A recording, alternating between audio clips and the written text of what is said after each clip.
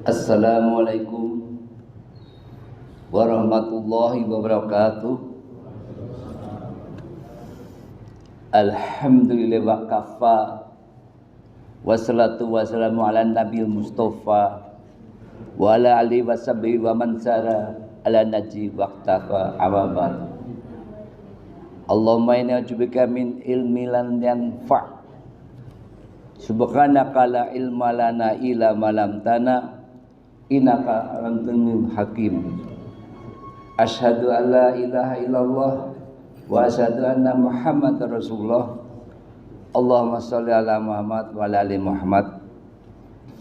Alhamdulillah, kita masih bisa bersyukur kepada Zat yang kabiron basiro atas kesempurnaan nikmat yang Allah berikan kepada kita, sehingga pada kesempatan ini, pada subuh ini, kita masih dipertemukan di salah satu jengkal tanah yang Allah ridhoi dan Allah sayangi, serta kita masih bisa menyibukkan diri dalam salah satu bentuk ketaatannya, yaitu membahas perihal Kitabullah dan As-Sunnah.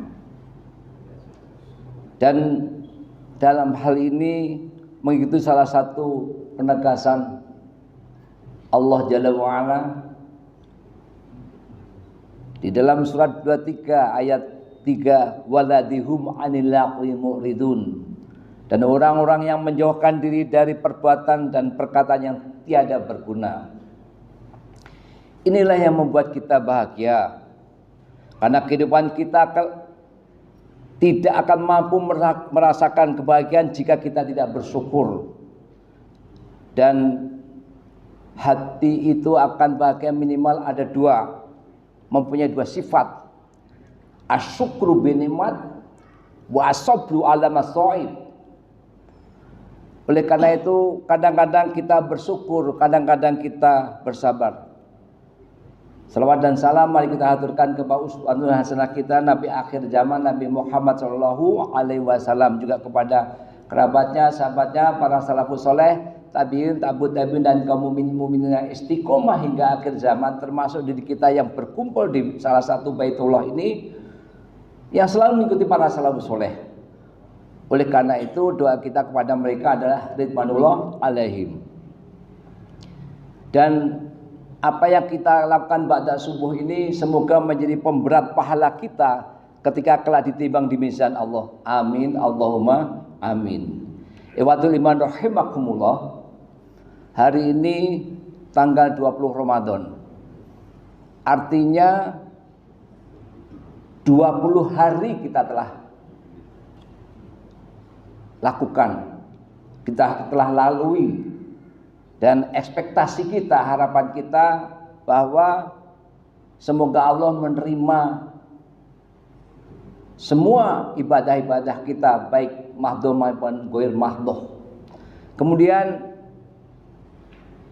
tinggal 10 hari lagi, Bapak dan Ibu yang Allah rahmati.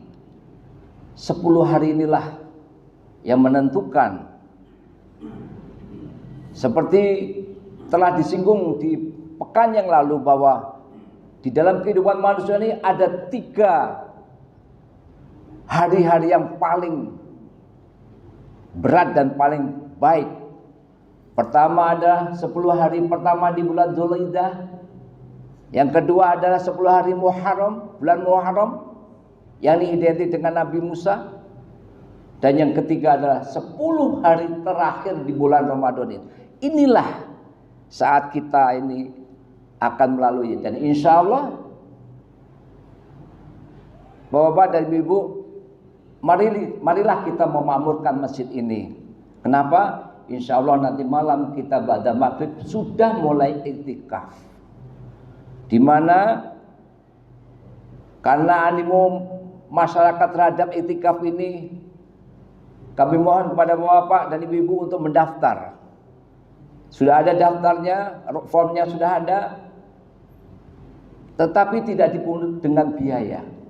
Hanya permintaan kami ikuti apa yang akan dilakukan oleh pengurus masjid ini, yaitu sekira jam 2:30 akan Qiyamul Lail.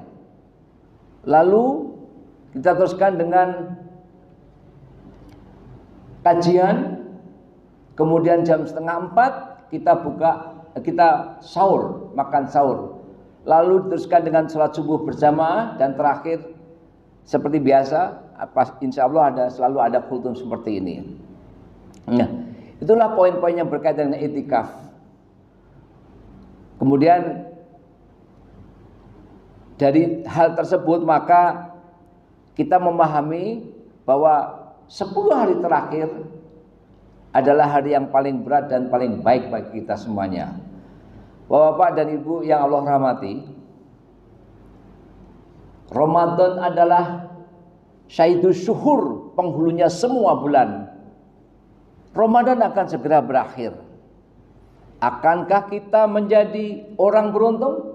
Atau sebaliknya, di dalam bulan berkah ini, apakah tarbiyah Ramadan sampai ke hati kita? Atau sebaliknya hanya sebatas mulut tanpa ada athar bekasnya untuk diamalkan 11 bulan yang akan datang? Ada pelajaran yang paling baik yang bisa diambil dari riwayat yang diceritakan oleh Abdullah bin Mas'ud. Kalau Ustaz Miftah kemarin mengatakan, menyinggung Abdullah bin Mas'ud ketika memberikan kultum pada waktu buka puasa, juga pada waktu kajian seperti ini,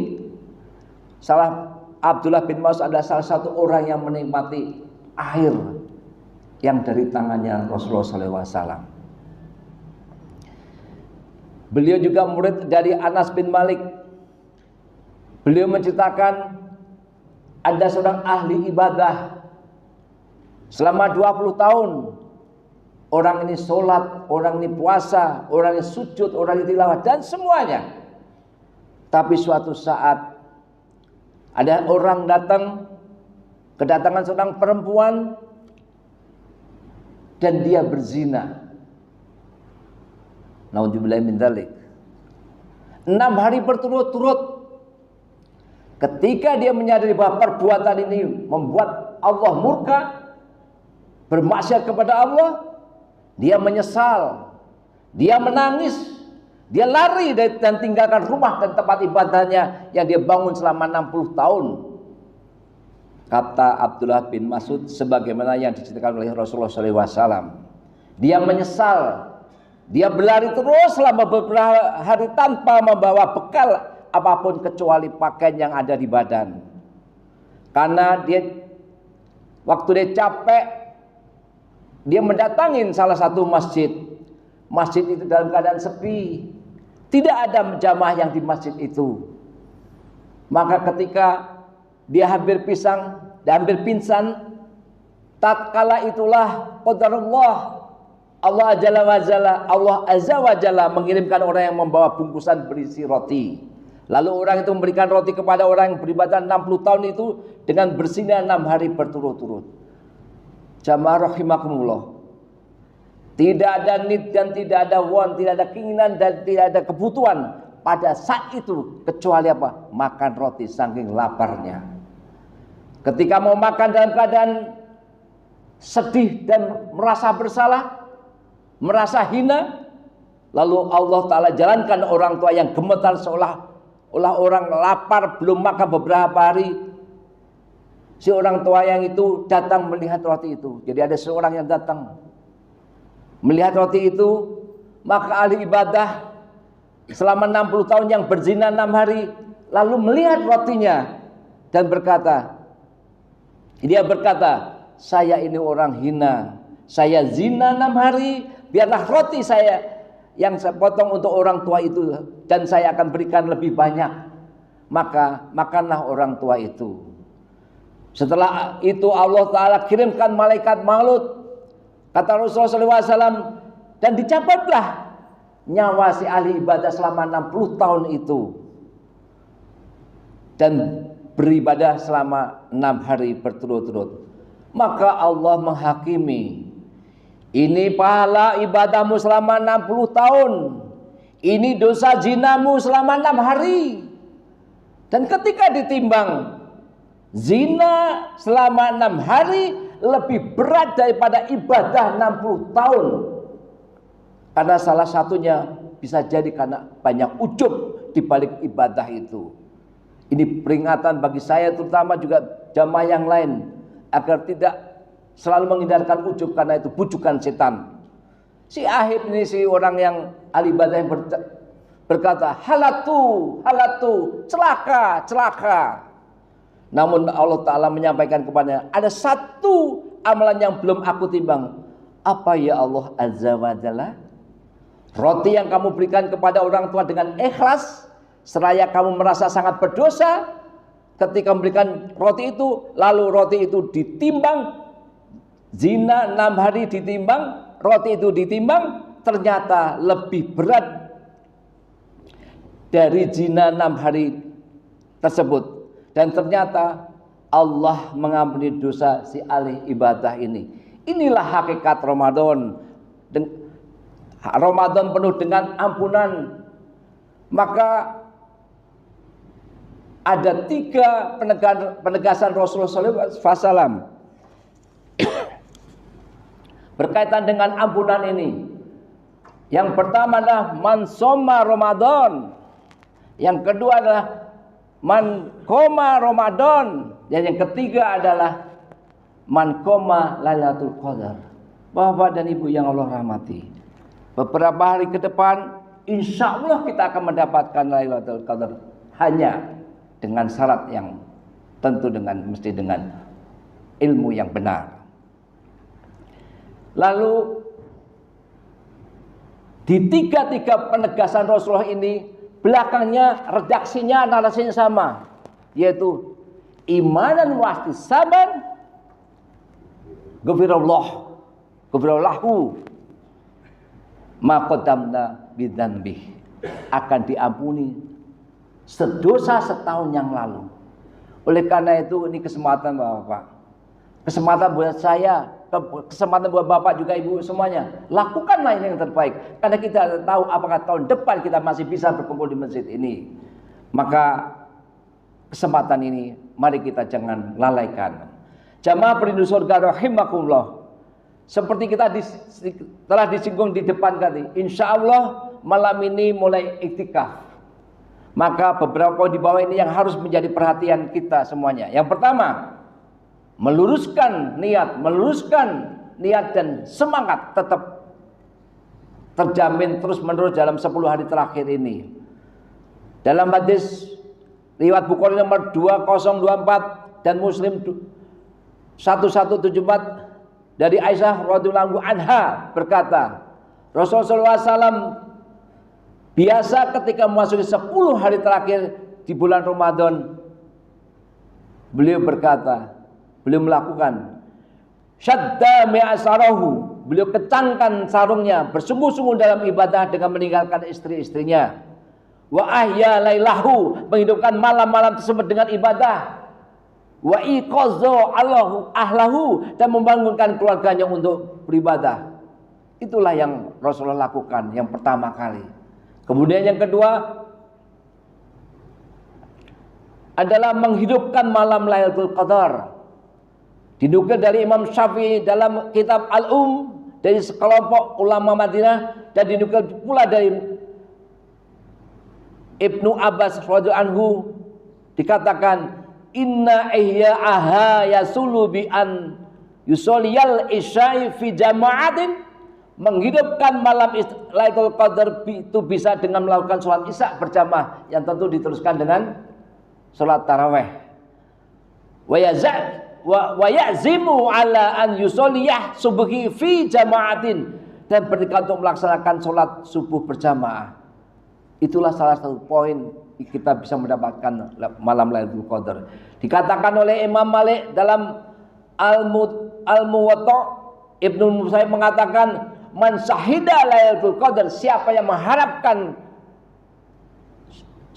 yang menghadiri sholat berjamaah pada malam Lailatul Qadar, faqad aghazza binazrihi minha, maka ia telah mengambil bagian dari menghidupkan malam Lailatul Qadar yang pahalanya lebih baik daripada 83 tahun kita beribadah. Kemudian yang ketiga, ada mengamalkan doa pada malam Lailatul Qadar. Dari Aisyah radhiyallahu anha, ia berkata, aku pernah bertanya kepada Rasulullah SAW, "Ara'aita alaimutai lailatul qadri?" Jika saya ada suatu hari yang aku tahu bahwa malam tersebut adalah malam Lailatul Qadar, ma aqulu fiha qala quli. Lantas apa ya Rasulullah doa yang mesti kuucapkan? Ternyata doanya bukan istighfar. Ternyata doanya bukan subhanallah walhamdulillah la ilaha illallah Allahu akbar, bukan itu. Lalu Rasulullah bersabda, berdoalah, Allahumma innaka afun karim tuhibbul afwa wa'fu anna ya karim. Ya Allah, Engkau Maha memberi maaf dan Engkau juga memberi maaf dan menghapus kesalahan. Karena itu maafkanlah aku, hapuslah dosaku. Bapak dan ibu-ibu yang Allah rahmati, inilah poin terpenting. Iktikaf kita, bacaan Al-Quran kita, tarawih kita, puasa kita bukan tujuan utama. Tujuan utama adalah kepada Allah. Allah mengampuni kita. Yang seperti iktikaf dan yang ada sasaran antara, tapi sasaran utama adalah ampunan Allah. Jemaah, lalu apa konklusinya, apa kesimpulan daripada kultum ini? Yang pasti mulai nanti malam, yang pertama, semangat ibadah pada 10 hari terakhir harus kita kencangkan. Yang kedua, menghidupkan malam Lailatul Qadar dengan mendatangi masjid, dengan iktikaf, dengan berdoa, dengan sholat berjamaah, dengan zikir dan sahur bersama, lalu sholat subuh, mendengar kultum semacam ini, dan biasakan setelah sholat subuh kemudian mendengar kultum, tunggu sampai beberapa waktu menunggu tanda atau sinyal untuk melakukan sholat syuruk yang pahalanya sempurna untuk haji dan umrah kita. Semoga bermanfaat. Itulah kultum pada pagi ini. Wallahu alam bisawab. Al-haqqu min rabbika fala takunanna minal mumtarin. Kemudian Rabbmu, dan janganlah kamu termasuk orang yang ragu-ragu. Mari kita tutup dengan doa kafaratul majlis. Subhanallahumma wa bihamdihi asyhadu an la ilaha illa anta astaghfiruka wa atubu ilaik. Assalamualaikum warahmatullahi wabarakatuh.